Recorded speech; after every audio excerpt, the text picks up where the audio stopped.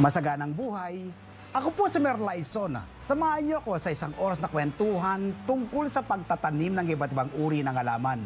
Hatid ko po sa inyo ang do-it-yourself tips at iba pang sikreto mula sa magsasaka para sa mga magsasaka.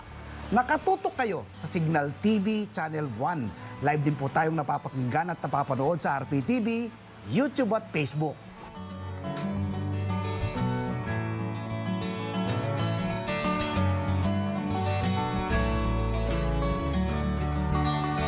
Mapalad po tayo ngayong umaga dahil ang makakasama natin ay kasamaan po natin dati bilang reporter, no? Sa MPD po yung bit niyan. Kaya dating DSWD Secretary. At ngayon po, Chief of Staff ni Congressman Erwin Tulfo. COS Jericho Abier. Good morning, pare, idol. Kumusta po kayo? Mabuti, mabuti. Ano po pinagkakabalan po ninyo ngayon? Ito, yan. May konting taniman ng ampalaya. Yes. Ito, may maliit na kubo dito sa Batangas. Yes. Ito talaga yung talagang pinaglilibangan namin ngayon. Wow. Ako at saka yung pamilya ko. Yes. Siyempre, yung mga kaibigan ko na rin dito sa Batangas. Kailan po kayo nagsimulang mahilig sa gardening, COS? Actually, bata pa naman, may Yes. hilig na ako magtanim-tanim. And mas, naalala mo nung pandemic, yung sabi ko sa'yo, nagtatanim ako sa backyard na Yes. doon nagsimula talaga yung binigyan mo pa nga ako nung naalala ko, nasa mineral water na. Ba, talaga naman. Yun yung kangkong yun, Yes. yung pinalago yun, nasa Bote. bote. Bote, okay. So, di ba, binigyan mo ako dati. And marami na ako nun, mga Yes. okra, kamatis. Yes. Pero, siyempre, nung after pandemic, Mm. balik sa trabaho, napabayaan yung mga halaman. Yes. Dahil busy. Yes. Ito ngayon. COS, Tinutuloy. ako po yung natutuwa, no? Dati kasama ka lang po namin, Romero Responde. Kapag may Oo sunog, nga. ano? Sa MPD, kapag may sunog, kung may balita, responde Barilan. tayo. Yes. Oo. Pero ngayon po, malayo na pong narating ninyo, malayo pa pong nararating po Hindi ninyo, naman, ano? ganun pa rin, dati pa rin. Yes. Tapos balikan po natin ang paghahalaman po ninyo. Doon ba man kinikwento mo, ito yung gusto mong buhay eh. Magkaroon ka ng Oo. farm. Oo. Ito na, nandito ka na. Ito talaga, pangarap na natupad. Yes. Na talagang bata pa lang ako, sabi ko, sana may, hindi naman kalakihan lupa. Tama lang, ganito na, sana magkaroon ako ng sariling lupa, may kahit maliit na bahay. Yes. Yung bakasyonan ba? Yes. Kasi lahat tayo siguro, umiiwas tayo sa magulong ng Metro Manila. Tama. Diba? Gusto natin pag weekend, gusto ko tahimik. Yes. So, yun yung idea talaga. Kaya ako, bata pa lang, gusto ko na talaga may ganito. Yes. Tsaka siguro talagang pag tumatanda, ganun Oo. yung gusto, yung retirement place na ba? Yes. Pahinga, di ba? Yun, ganun talaga yung idea niya. Napaka-busy nyo pong trabaho eh. Alam ko po, lalo na po si Kong Erwin, ano?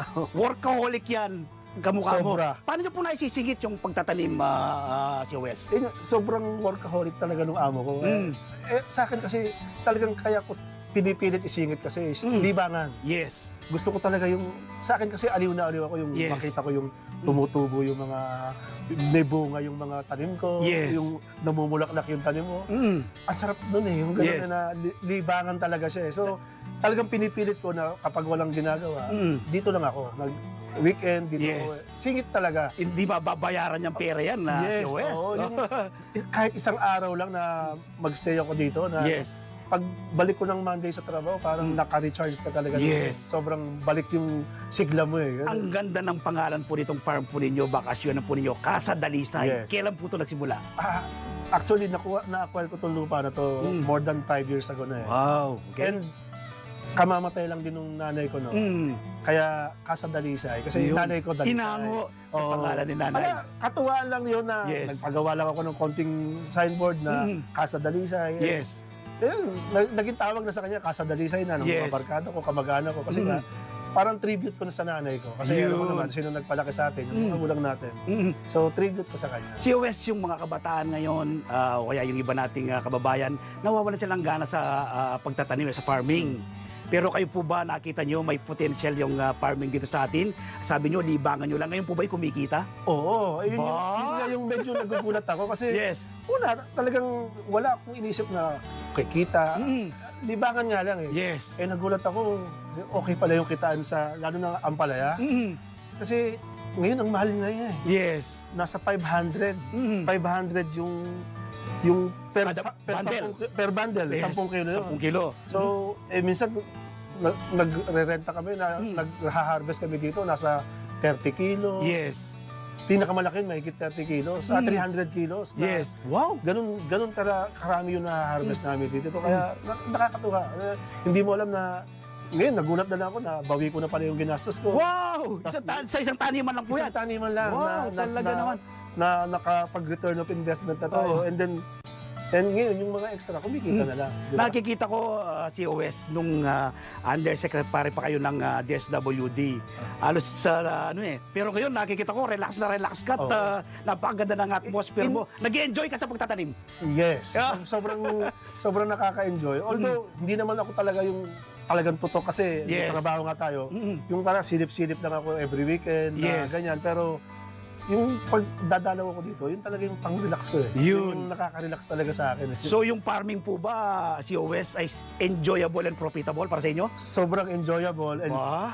hindi pa ganun ka-profitable pero Yes. kumikita na eh. Yes. Kumbaga, hindi ko naman ine-expect talaga yung kita dito. Mm. Pero nagugulat ako na may kita pala. Yes. Yung doon ako nagugulat eh. Mm. COS, kapag nagsisimula ka pa lang into farming, may mga struggle tayong kinakarap. Ikaw ba, ano bang struggle pong kinaharap nung mag-start kayo at paano nyo po ito sinulusyonan? Magagaling yung tao ko dito eh. Yun. Magagaling yung mga... Magaling kasi yung boss eh. Oo, Ha? Magaling yung at saka, yun, mga minimal lang yung uulanin, may dadaang bagyo. Yes. And good thing yung huling nagdaan. Yes. Mukhang matibay, hindi kami naapektuhan dito eh. Ganda. Oo. Alright. Yun lang, basically, wala pa naman kami yung talagang malaking naging problema pa dito. Mm. Although kasi bago pa lang din. Yes. Siguro, in the future, baka tignan natin. Pero Yes. sa ngayon, wala pa naman kami sobrang malaki. Yun lang, may mga napepeste, may mga ganun. Pero nasusolusyon na naman agad. Nakita ko na po itong lugar nito eh. Itong Casa de Lisa. Una na po akong pumunta. Dati alas wala pong mga tanim. Pero ngayon, Oo. napakarami na. Yun nga. Ano pa pong development ang pinaplano nito, Kasi COS? ang plano ko talaga, unti-unti lang. Kasi Unti-unti. ayoko naman na bigla na... Yes. Kasi magastos rin. Yes. Pero ngayon, kasi may kausap kasi ako na kaibigan ko si Jonathan So. Yes. Oo, siya yung sa Siomai King. Mm. Binanggit niya sa akin, nalaman niya kasi na may tanim-tanim ako dito. Sabi niya sa akin, Yes. pare, magtanim ka ng mga sili. Ako nang Sili? bahalang kumuha. Naku, dati 1,000 kilo niyan ah. Oo, yun Okay. nga, kasi sigurado raw na kukunin niya kahit gaano karami. Kasi yung sa Siomai King niya, yung mga chili sauce Mm. na ginagawa, Mm. kumukuha daw talaga siya ng marami. So, Aba. ngayon, yun yung i-develop namin na sunod na tanim namin is yung mga sili naman. Ba, So, talaga naman. susubukan ko naman mag-ano ng sili naman after nitong mga ampalaya. COS na tuwa ko doon sa mong unti-unti eh. Oo. Ganito yan eh, no? Unti-unti mo Oo. papalago. Yun, No? yun yung mas magandang tingnan eh. Yes. Yung kita mo pa konti-konti. Dati talaga tama ka. Yes. Wala kang makikitang tanim dito. Pero ngayon, unti-unti talaga. Mm. Kung ano-anong maisip, Oo. yan, dadagdagan. Bunga ng pagsisikap yan, COS. Parang ikaw yung buhay mo. Yan. No? Siguro. Gano'n na. Ano lang, sipag, tiyaga. Di ba? Yes. Parang ikaw, di ba? Oo. Nagsimula tayo sa pangkaraniwang mamamahayag. Yes. Ngayon, Mm. kita mo, hindi mo magkakasama pala tayo ngayon dito. di ba? Yes, so nga. Nagkasama sa panulat dati. Ito, dati kang nagsusulat, Oo. nag-i-interview ka, ngayon ang po kayo yung in-interview ko. Kaya nga hindi ako sanay. Hindi ako sanay na ako yung nandito eh. Yes, ano pong benepisyo pa ang nakukuha po ninyo sa pagtatanim, COS? Yun, siyempre, yung sa akin talaga, yung ano ko, yung libangan talaga. Yes. Yung talaga yung unang-una. Tapos yung nakakatulong ka rin. Kasi kahit paano kasi may kinukuha kang empleyado rito. Yes. May natutulungan kang mga tao dito na, Yes. na kahit paano nakakapagbigay ka ng tulong. At siyempre, ang dami kong natututunan eh. Sa Yes. pagtatanim. Mm. Yung mga farm to market. Yes na, po. Na, sipin mo, sumasama ako dati na mismong mag-aalo kami, dala-dala ko yung sasakyan ko, iaano Yes. namin sa palengke yung mga paninda namin. Ang sarap ng pakiramdam pag sarili mong tanim, ikaw Yes. yung nagbenta. Tama. Ang sarap ng pakiramdam ng gano'n na... Ako COS lagi ko sinasabi, ano? Food security starts at home, ano? Kayo dito po, alam ko ito na rin ang bonding ninyong pamilya kapag nandito. Yung mga bata po, natutulungan na rin yung magtanim? Actually, sa totoo lang, Yes. yan ang hindi ko mabigyan ng influensya. Hindi masyadong nilang hiling. Hindi talaga sila, alam mo na, pag bata, metro, Yes. mga gusto nila sa mga sa lungsod lang, sa mga ano, pero minsan, dumadalaw sila dito and natutuwa sila, pa-picture-picture lang. Yes. Sa Ampalaya, Yes. ganun lang. Pero unti-unti, sabi ko nga lagi, unti-unti na, minsan na-influensyahan ko rin. Yes. Minsan, dumadalas rin naman yung sama nila dito sa akin. Yun. So, banding na ng pamilya. Oo. Si Wes, itong pamamaraan po ninyo ngayon ay conventional. Pag sinabi pong conventional sa lupa, no? I understand, yung mga unang post mo nakita ko, mga natural yung pataba na nilalagay po ninyo. Yes, From conventional po, plano po ba ninyong mag-shift or magdagdag into hydroponics method of farming? Actually, pinag-aaralan ko yan. Wow! Gusto ko talagang pinapanood ko yung mga post mo. Nakikita ko sige parang magandang simulan yung ganun. Ayun nga lang, siyempre, gusto ko munang paglaanan ng oras. Mukhang matagal din yung oras eh. Yes. Tingnan ko eh.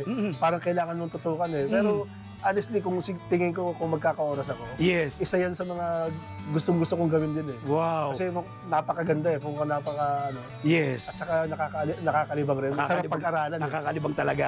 No? Sa ganun po nabanggitin nyo si Wes nasa more or less 1.7 na square meter ito pong Casa Dalisay, no? May manok ka na rin ditong alaga ano? Meron ka ng Green fruit yan. bearing trees, ano? Tapos ito, meron kang green leafy vegetables. Ano ba bang sa hinaharap? Kanina binanggit mo, mayroon ka pang plano rito.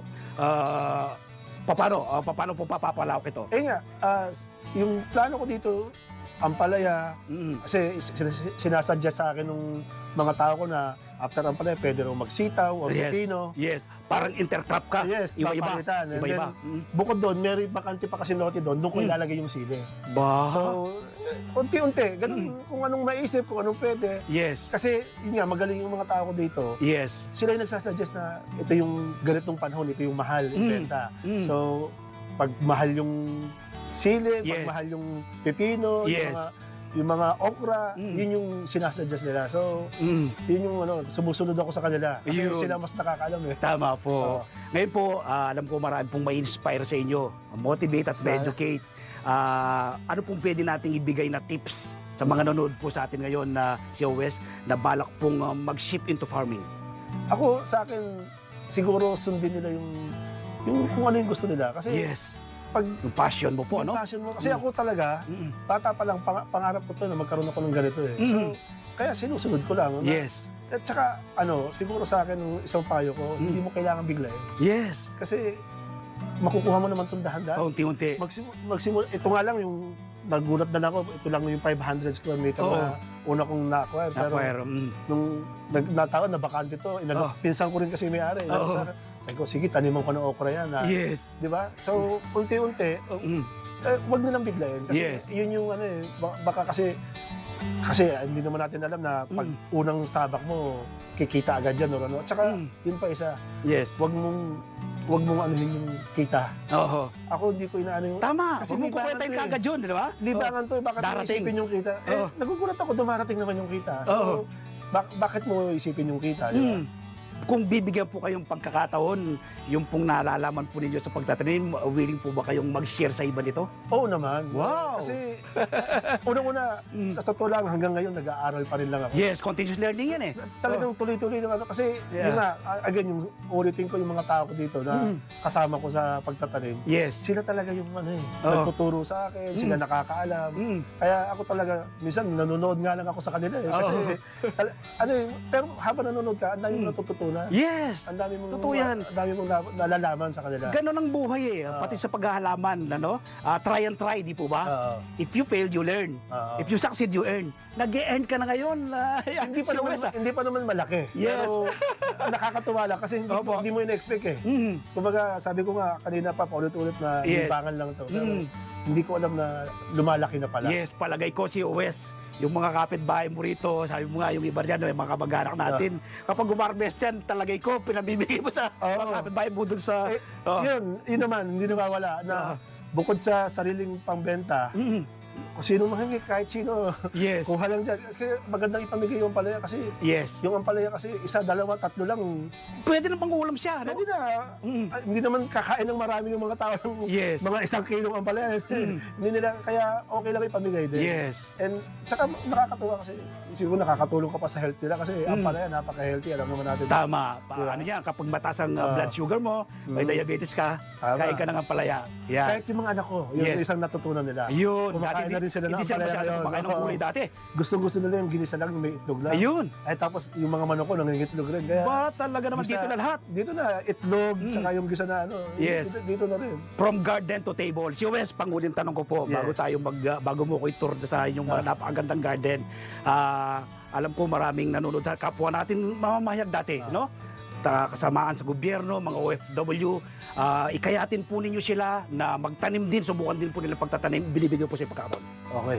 Maraming salamat, paring Mer. Kung sa mga kasamahan natin na gusto yung ganitong linya, yung pagtatanim, sa akin, ito talaga yung pinakamagandang libangan sa lahat. Kasi Yes. bukod sa naaaliw ka